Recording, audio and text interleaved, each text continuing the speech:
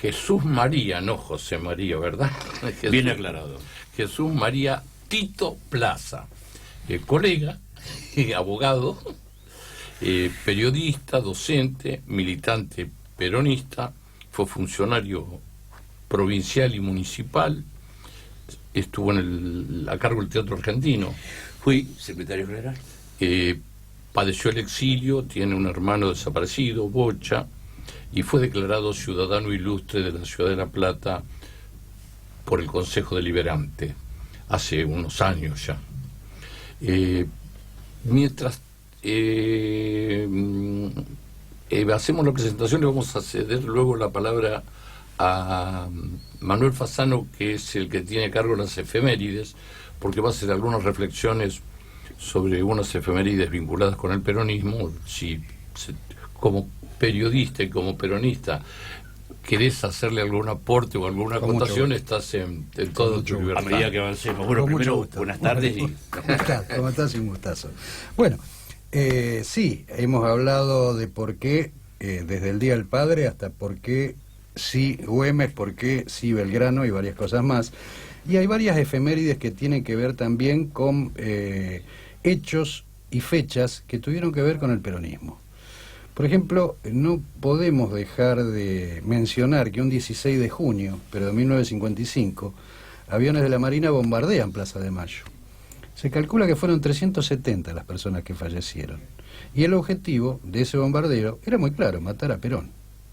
Esta fue una de las masacres más grandes para la época, y en la época, si bien después ese número fue multiplicado varias veces, ¿no? 16 de junio del 55, bombardeo a la Plaza de Mayo. También un 19 de junio, pero del 48, se crea la Fundación Eva Perón, la que creó 7 policlínicos, 14 hogares escuelas, 15 hogares de ancianos, comedores universitarios, escuelas de enfermería. Bueno, infinidad de cuestiones se hicieron a través de esta fundación, la Fundación Eva Perón, que fue creada un 19 de junio de 1948. Y un 20 de junio de 1949 fue una fecha importante para todos los que tal vez, si no hubiera sido por esto, no hubiéramos podido acceder a la facultad. Se suprimen los aranceles universitarios. Se deja, o sea, pasa a ser de gratuidad el acceso a la universidad. Y por último, no quería dejar de mencionar que un 20 de junio de 1973 es el retorno definitivo de Perón a Argentina. Ese día, un día lluvioso, regresa, desembarca de su avión en Morón, dado los hechos que acontecieron en Ezeiza, y al día posterior su primer mensaje es convocar a la unidad nacional. 2 años y medio posterior a esta fecha fallece ya en Buenos Aires, ¿no? Pero un 20 de junio de 1973 se conmemora el retorno definitivo de Perón a Argentina. Esas son efemérides que me parece que no podemos dejar de mencionar, porque cada una en su medida y de acuerdo al hecho tuvo su importancia, y me parece que es bueno traerla a cuento un día como hoy. Tanta historia en tan poco tiempo, ¿no? Sí, ¿No? sí. Porque hay cosas que, al margen de la efeméride, del recuerdo y la memoria, bueno, arrancando, si querés, del 16 de junio, ¿no? Del bombardeo. El bombardeo. Donde, Que es, bueno, puntualizarlo, entre los muertos hubo escolares que habían ido Claro, en claro. un colectivo. pero ese es el anticipo a lo que posteriormente va a ser el comienzo del terrorismo de Estado en la Argentina con los fusilamientos del 56. Estos hechos y el otro bombardeo a Plaza de Mayo, el del Cristoense, Sí. son los que van a dar la definitiva apertura a una nueva Argentina, que es la Argentina del terrorismo de Estado, ¿no? Esto Sin lugar a son dudas. fechas muy importantes, y fíjate que el terrorismo de Estado siempre se ejerce sobre la causa de Perón, que en el 49 Evita abre la fundación, ¿no? Como los hechos a favor del pueblo, a favor de la gente, a favor de los que lo necesitan, se convierten en masacres como esta. Y la gratuidad de la enseñanza universitaria. La gratuidad de las ciudades universitarias. Si bien la reforma universitaria del 18, El 18 la reclamó, no la se pudo hizo implementar. efectiva recién en el Y 49. Perón fue el que le hizo. ¿No? Y ahí es donde otro hito, ¿no? Donde el trabajador, el obrero podía entrar a la universidad, como cualquier hijo de vecino. Nosotros somos un poco producto de esas circunstancias. Y también se crean alrededor de esa fecha lo que hoy se conoce como la tecnológica, la Universidad Tecnológica. La obrera. La UON, que era por eso funcionaba de noche. Porque la intención era que ese obrero se pudiera capacitar en carreras técnicas para optimizar la producción a partir del conocimiento teórico y poder y fuera del horario de trabajo. Por eso era de noche. Y que tenía que ver con una planificación de un Estado, de un país, de una nación. Había una planificación. Y los planes quinquenales. Así que cada fecha o cada efeméride que tiene el peronismo es de una notoriedad y una sí, a eso se le puede sumar en la misma... La del 20 de 73, el 20 de junio del 73 es otra. Exacto. Otro tema importantísimo también para ahí tratar, fue ¿no? otra esquina de nuestro país, ¿no? Otra vuelta a la esquina, otra bisagra, como quisiéramos llamar. Creo que es sí, esa pero fecha. hay que de lo que sí, evidentemente fue una masacre en esa isla, hay que rescatar lo que ocurre al día siguiente a partir de Perón con su instalación, ¿no? Que es lo la que unidad nacional. Sí, ¿y de dónde? Sí. A la unidad nacional y creo que da el gran paso que el peronismo necesitaba después de 18 años de proscripción. Esto quizá Alberto Lettieri, que conoce bien el tema, también lo explique mejor. Pero es este paso que da Perón hacia de un peronista, no hay nada mejor que un peronista, a un argentino, no hay nada mejor que un argentino, ¿no? Es como darle un paso gigantesco a la comunidad organizada o a la Constitución del 49, con lo que posteriormente el 1 de mayo del 74 Perón larga como la nueva nación, el nuevo proyecto de Perón, ¿no? El proyecto nacional. Quiere decir que el hombre volvió con una idea mucho más amplia la que hoy tendríamos que tener y no tenemos. Tito, algunos hacen un paralelismo entre ese llamado de Perón de un argentino no hay nada mejor que otro argentino, a este nuevo contrato social que se ha propuesto desde la fórmula Fernández-Fernández. ¿Coincidís con este análisis? Sí, mira, yo tengo... hablemos si quieren, si se puede, si no hay problema, de la política actual. Son conocidas mi diferencia con Cristina y demás, eso no quiere decir que uno esté en contra, pero con ciertas diferencias. Digo que son conocidas porque son públicas. Pero debo reconocer que cuando Cristina presenta su libro, ese día maravilloso, donde fue explicando el porqué del libro, ella se peroniza de ese peronismo del 74. Hizo referencias concretas. Concretas, Pacto Social, Gelbar, Perón, ¿no? Pero el Perón del 74, este Perón. Claro. Y para un argentino no hay nada mejor que un argentino. Es decir, Cristina se sube por suerte al carro de este Perón amplio y es casualmente lo que uno ahora empieza a aportarle más allá de lo concreto del hecho electoral, ¿no? En algún lugar creo que el Turco Asís dijo que dejó el CLO y volvió Perón. Claro, sí, fue así. De haber sido, sí. Pero yo insisto que volvió al Perón 74. Sí. Que creo que es más importante que volver al Perón 45. Sí, entre otras cosas dijo que era un león herbívoro. Ya el hombre tenía las cosas tan claras, tan claras, el general. Pero además en los hechos, ¿no? Porque eso me lleva a Nino, cuando reunió a todos, cuando todos se reunieron con él, que es para ejemplificarlo de alguna manera. Y él tuvo ese gesto y nos dijo a todos, muchachos, para un argentino, nada mejor que un argentino, es la única forma de salir de esto. No lo hicimos, eso está muy clarito, ¿no? Porque a los 6 meses ya... Y así no fue. Así no fue, exactamente. A raíz de la desobediencia a lo natural, porque era natural que obedeciéramos al general, a raíz de esa desobediencia vino la otra masacre, 30.000 desaparecidos, como para sintetizar un proceso que se agravó cuando debería haber sido exactamente al revés, ¿no? Pero bueno, el peronismo es esto, crece a través de las luchas, de los enemigos fuertes, pero siempre en función de lo que genera o de lo que quiere generar. Ahora, Tito, el peronismo, vos decís, el peronismo es esto, es Pichetto, es Urtubey. No, yo tengo mi posición también en esto, si ustedes me permiten. Yo cuando hablo de peronismo, hablo del peronismo que triunfó en el desarrollo cultural en la Argentina.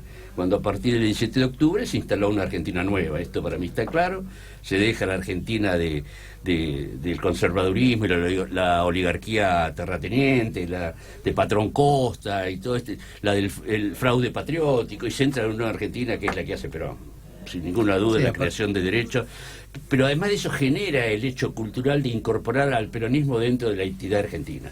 Esto para mí es clave. Iba a hacer esa referencia porque indudablemente está en el gen del argentino. Peronistas somos todos, decía. Y yo no tengo duda que es así, o sea, tiene que ver cómo es este pueblo italiano que habla en español, según algunas definiciones, y cómo de repente prende tan fuerte en la clase trabajadora, porque antes, si eras de un gremio socialista tendrías que haber leído El Capital y estudiado para ser delegado, por ejemplo, ¿no? Y de repente algo que hizo una praxis tan importante como el peronismo, creo que supo catalizar, supo interpretar, sí, supo entrar, y supo tener que ver con el gen nacional. O sea, coincido con lo que dice Raúl recién. Claro. A mí me ha tocado, aunque no quieran, son todos peronistas, vivir bastantes años fuera del país, ¿no? Tuve 11 en México, 4 en España, y siempre hoy la Argentina es el peronismo. Sin lugar a dudas. Donde sea, desde la negación hasta de la confirmación, la Argentina es el peronismo. Y políticamente e ideológicamente más amplio todavía que lo cultural, porque hoy la solución que da desde el Vaticano Francisco es netamente peronista, digamos, dentro de la discusión filosófica me refiero, ¿no? Entonces ahí vamos a empezar a reconocer que Perón no solo era un militar, no solo era un buen estratega, no solo era un buen político, sino que era un gran filósofo. Y esto es lo importante, sus dichos de aquel 49 en Mendoza, su discurso, a vos te gusta lo de Descartes, ¿no? Sus escritos como Descartes transuntan un Perón filosófico que hoy se aprecia. Y lo único que... El Platón de Aristóteles o el Platón de Sócrates se llama Francisco. Francisco es el Platón de Perón. Esto está muy claro en cuanto a desparramar o derramar un pensamiento por el mundo. Y nunca tan acertado como hoy. Porque hoy, olvídate del liberalismo, del neoliberalismo, no existe. Lo que hoy existe es un capitalismo extremo, que esto que denuncia Perón, y lo denuncia en hechos, cuando al trabajador le empieza a dar sus derechos, etc., y ahora lo rescata Francisco en sus discursos, cuando dice que el enemigo es el dinero, y esto es así. Bueno, Argentina hoy es eso en el mundo. Mi hijo acaba de llegar también del norte, de hacer un viajecito para allá, y le siguen preguntando. Sí, a mí me pasó lo mismo. Yo la semana pasada, esta semana, la semana pasada regresé de afuera y también me preguntan mucho por esto, y inclusive era reiterativo esta cuestión, ¿no? Y esta pregunta que recién Raúl decía, si es esto, me pedían eso y me di cuenta lo difícil que era, en España en particular, en Italia, explicar qué era el peronismo. Es tan difícil, y dije esto, que está en el gen nacional y que... Algunos lo definido como una religión civil. Pero además es un poco, hago una comparación futbolera, pues somos un pueblo futbolero. Yo siempre digo que Messi es el yerno que todos queremos tener. Pero el que tiene más que ver, como el argentino, es Maradona. No, pero no hay duda. De todas maneras, ¿no? apelando a la metáfora y no por defenderlo a Messi es la extensión hacia el mundo de lo que la Argentina es, claro, a través de Maradona, ¿no? Porque él es más español y catalán que argentino, digamos, en cuanto a su forma de vida. No en cuanto a su forma de hablar y su pertenencia, porque la tiene clarita también. Sí. Pero bueno, sirve como ejemplo, la gran metáfora futbolera. Bueno, Francisco de San Lorenzo. Ojo, yo soy un agnóstico, hablo de Francisco como una figura reconociendo su liderazgo sobre casi 2.000 millones de habitantes en el mundo, que casualmente es el Perón con sotana blanca, ¿no? Que si me permiten los católicos esto que estoy diciendo, pero es así. Aquel que la Iglesia supo condenar a raíz de esto, porque ahí es donde nace el 5x1 y la quema de las iglesias.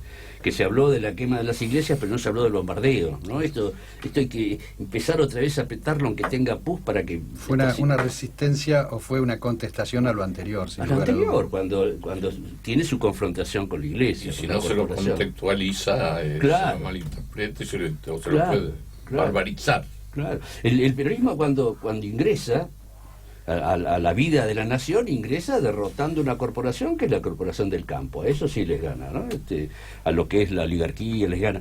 Con la corporación que nunca pudo fue con la corporación de la Iglesia, con esa corporación, ¿no? Después pudo, cuando llega Néstor puede con una corporación importante como los militares. Es decir, que esta introducción cultural en lo que vos bien decís del DNN de los argentinos, del ADN de los argentinos, es esto, está clarísimo. Pero hubo una corporación que Perón no pudo. Dicho por él en su regreso, que era la corporación clerical. Uno que perteneció a mi viejo fue cura, así que conozco un poquito desde adentro toda esta problemática de iglesia institucional y su enfrentamiento con Perón, cuando Perón con los dos obispos, a uno les dijo, bueno, si ustedes me rompen mucho, yo les digo que Evita es santa y se les pudre el país, esto es muy claro, ¿no? Ahí empezó Santa María Eva, porque el pueblo interpretaba esto. Pero esto es muy claro que es una corporación. Y esta corporación es la que hoy Perón les gana y lo puso en el Vaticano, ¿no? Sí, indudablemente, inclusive con el hecho que planteaba Tito de con los dueños de la tierra y demás, alguna vez me tomé el trabajo, no por curiosidad, sino por interés histórico, de buscar las discusiones parlamentarias, por ejemplo, cuando se discutía la ley del estatuto del peón rural.